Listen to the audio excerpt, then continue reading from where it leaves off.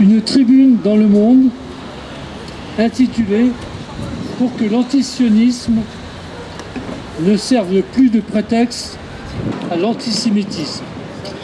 Donc cette tribune, signée par Hollande, Valls, Elisabeth Badinter et j'en passe, Aurore Berger et autres, s'inscrit tout à fait dans la campagne de dénigrement de la solidarité avec le peuple palestinien, de l'assimilation à l'antisionisme, à l'antisémitisme.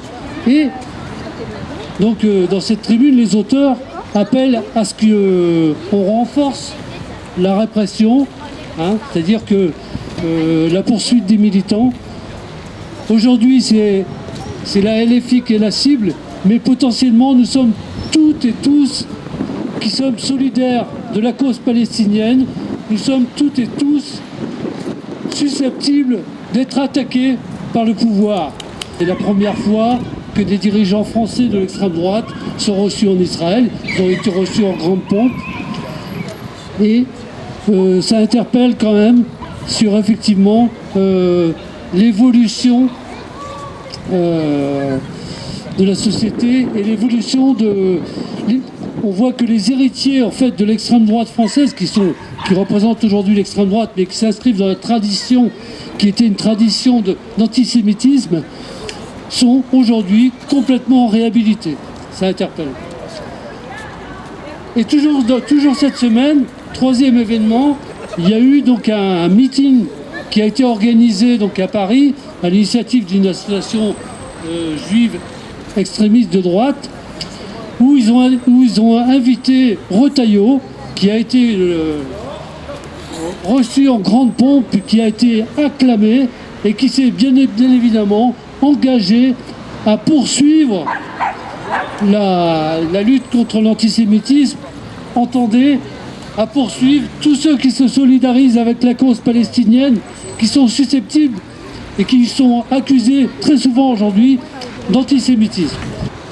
Guerre civile, Netanyahou vient en effet de congédier le procureur général d'Israël qui avait notamment ordonné au Shin Bet une enquête sur les liens de Netanyahou avec le Qatar, principal financeur du Hamas.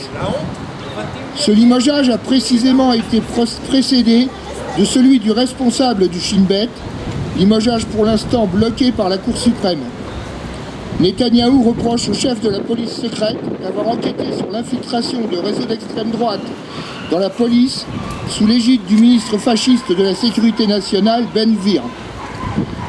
Il y avait eu auparavant le limogeage du ministre de la Défense, du chef d'état-major et de son porte-parole.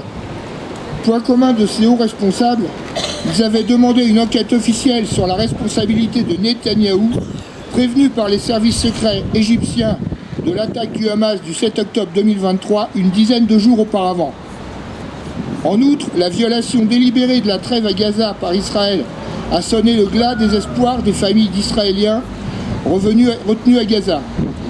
Lors d'un rassemblement à Jérusalem, Dani El-Garat, frère d'un Israélien tué à Gaza et dont le corps a été rendu à sa famille, a déclaré que le Premier ministre veut des otages morts et silencieux, incapables de raconter leur histoire. Il a accusé Netanyahou d'avoir confié les vies des soldats et des otages à des fascistes.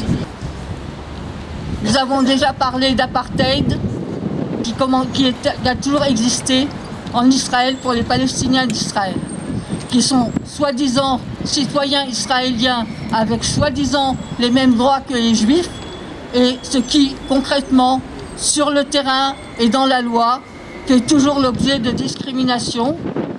Et depuis 2018, avec Trump au pouvoir, qui a décrété Jérusalem, capitale d'Israël, et ça a été précédé par État d'Israël pour le peuple juif, et avant tout pour le peuple juif, et que les autres citoyens de ce pays devenaient des citoyens de seconde zone, officiellement cette fois. En mars, les bombardements ont repris. Le génocide n'a pas cessé. Les images en provenance de Gaza, de Jénine et de Tulkarem continuent de nous hanter. Elles nous envahissent les yeux avant de nous submerger le cœur des scènes de tuerie, de terreur et de déprédation que nous n'aurions pas pu imaginer, même dans les récits et les films les plus violents.